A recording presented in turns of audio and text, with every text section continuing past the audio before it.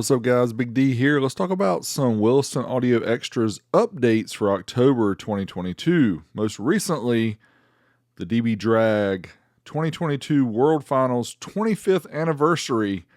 Got to meet up with some cool old school people, and I just had a fun time here checking out the event. And there was actually a world record broken at this event. I didn't capture it on video, but I'm sure you can find it online. We had a great time. Buddy Sean showed up with his SQ CRV here. Really sick install with the 4-arc audio Foose amps and a single 12. Now this facility was on the Ohio River in Owensboro, Kentucky. Just a beautiful venue. Just lovely surroundings. The downtown area of Owensboro, just very nice, very clean, easy to get around. You could pretty much walk pretty much anywhere you wanted to go. And the convention center itself was just amazing. Now, not only the convention center was going on, but there was a wedding going on at the same time right behind the hotel where we stayed, which was right directly near the convention center, but they didn't get too mad. And at the very end of this video, I'm going to show some additional footage of another cool system. Now, recently I posted this video, this Datasat N4, and I could not believe this thing kind of went viral. It's got over 1 million views in 2 weeks. Not really sure what's up. I think it was the band, and this is not available on Amazon. This amp was really nothing special. In fact, it's funny to see when you get so many people watching the video outside the car audio community. They didn't even know what this is, right? What is that thing? But I did run some additional tests I didn't show you in the other video, so I'm going to show it here. We ran a dynamic test at 2 ohms bridged at 1 kilohertz. And you can see here we got about 350 watts per channel at 14.3 volts. In addition, the N1 model Datasat, which is the one we did a few weeks before the N4, this video actually did well too. And I didn't think there was any way that the 4 channel would do any better, because this one got like 378,000 views in a month. And for me, that's really good. And the amp performed, kind of admirably, I guess. Didn't quite do rated power at some of the loads, but for the cost, I mean, geez, can't beat it. But I did run some additional tests like 0.67 dynamic. I'm going to show it here. And look at this. Over 1,700 watts at 14.7. This is just crazy. And then I decided, why not run it at 0.5 ohm dynamic burst? And let's see what it does here. 40 hertz.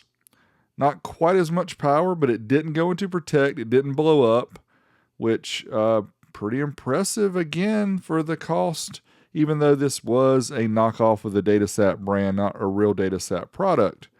Now the Pioneer GM A3702, this video did, I don't know, a little less than average. I guess I was getting spoiled by the other ones. About 32,000 views in a couple of days. That's not too bad. Rated power in every load, a little bit more. This is a Class AB, cheap amplifier from Amazon, like Pioneer's cheapest amp. Screw down terminals all the way around, 25 amp fuse, nothing to write home about at all. But we did do a 4 ohm mono test at 1 kilohertz, and just wanted to see how that compared to the 40 hertz test. I didn't show this in the original video.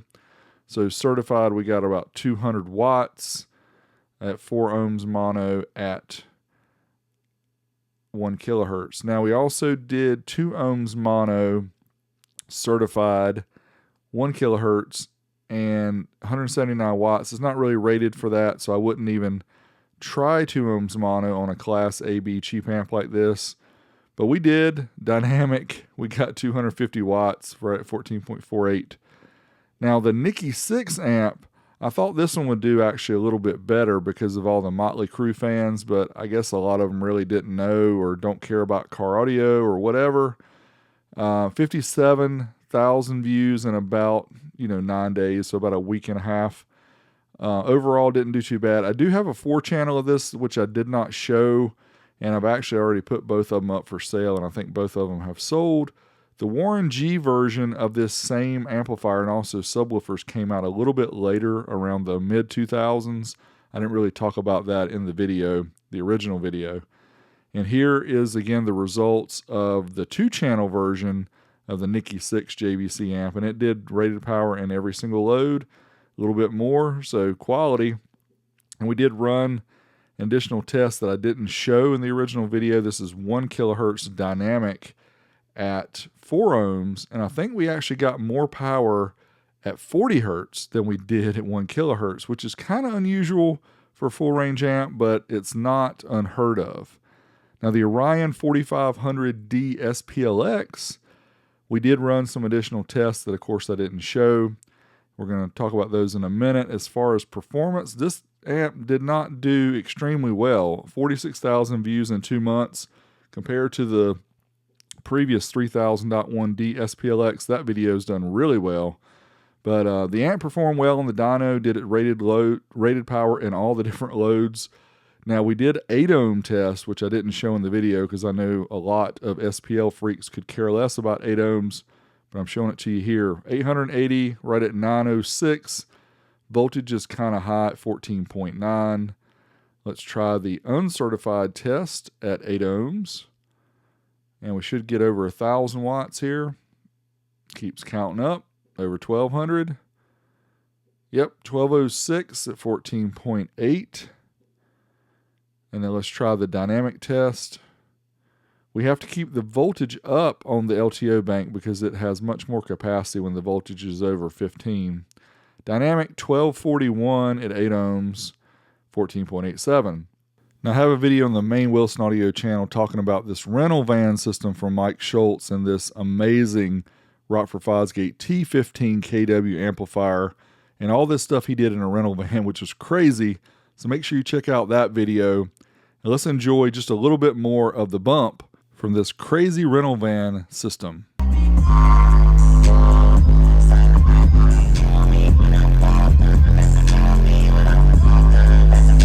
Damn, shit bump.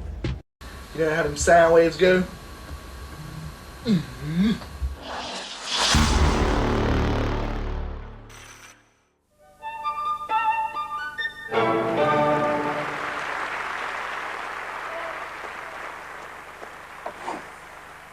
We're doing alright. A little jiving on a Saturday night. And come what may.